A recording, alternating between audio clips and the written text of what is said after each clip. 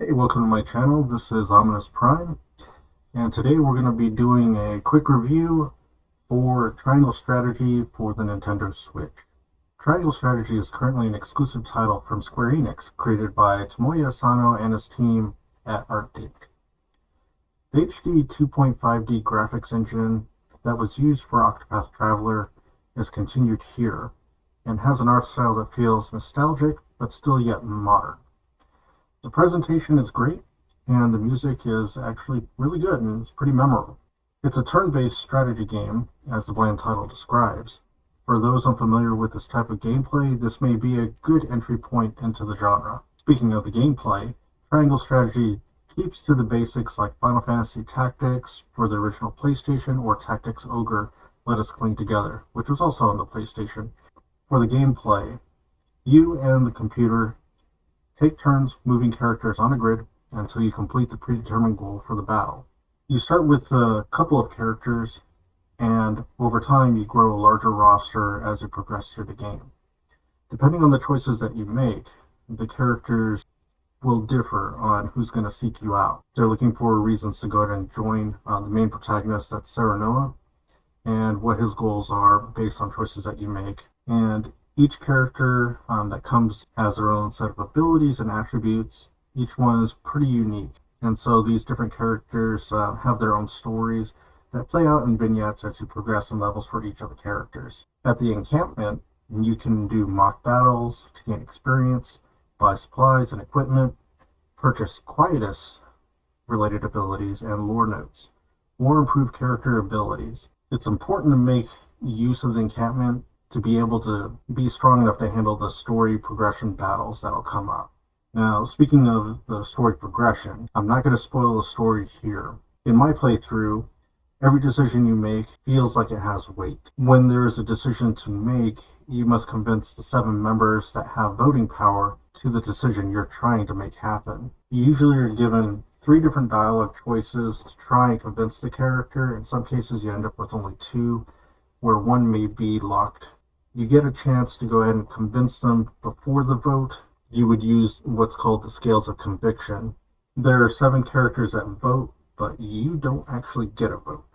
And I always didn't get my way, but I had my say with each of the characters. The story has some borderline Game of Thrones vibes, where you don't know who's an ally or your enemy from battle to battle, and allegiances change pretty often depending on the choices that you're making. But because of that, it actually makes your decisions that you make really difficult. Speaking of difficulty, let's take a look at what I found difficult to actually enjoy in the game. So in different games that are out there, you would have options to bolster your army with, say, like a soldier, or go pick a ninja or something like that, and where you can kind of generate them and build them out the way that you would like. That was, for instance, a feature that was included in Tactics Ogre Let Us Cling Together. Now, these characters that you would generate in those games don't really have their own story. They're just there to fill out the board so you can play as you wish and use strategies that you're comfortable with to try and win battles. What's done here is actually similar to another game that I've played recently, which is Fire Emblem The Three Houses, which is an excellent strategy RPG game that's also turn-based. Each one of the characters that you have there, you can actually build out what the characters are like, like classes you can choose and skills that they would have, and build out your characters and flesh them out that way. So you would have some more freedom to kind of build like your own strategy of how you would attack different battles. That's not really available here. They have their own set of skills that they will get as they level up, and everyone's a bit different. So you may find that if you have a certain way that you like to play, that you'll use the same characters over and over, and then some other ones kind of get left to the side. There's also this feature called quietus. I didn't find myself using very much. When you're in the encampment, you can purchase what I would call like abilities that you can spend points on during battles to try and get you an edge, such as being able to revive a character that's fallen in battle, or to make your characters faster for a couple of turns. things like that. It was just something that I spent these ability points that are gained that you earn in battle, but I found myself not actually using any of it, so it was kind of a waste for me.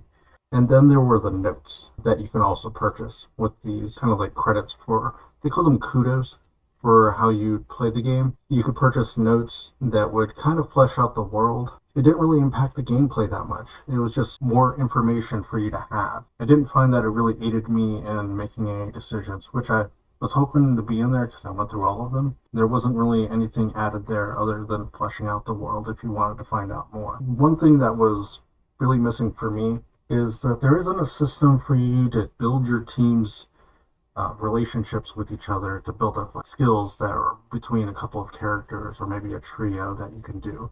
The best you can do is line up a character on the front and put one on the opposite side and attack, and then when you do those attacks, it would cause the other person on the opposite side of the enemy to also attack. There was nothing actually built up from that between the characters, so it just seemed like you had a roster of a bunch of people that didn't really know each other and didn't gain anything from being in battle with each other, which was something that I really enjoyed with other games. Again, like with Fire Emblem, that was another thing that made that great. My collection of characters, because they didn't seem like that they were a team, except for the main 7 that you were stuck with, that were able to do votes. You spend a lot of time with them in the main story. You would find you'd have characters that you liked, but they didn't have abilities that you needed, so you ended up leaving them on the side, which isn't how I usually play these types of games. Now, should you get this game?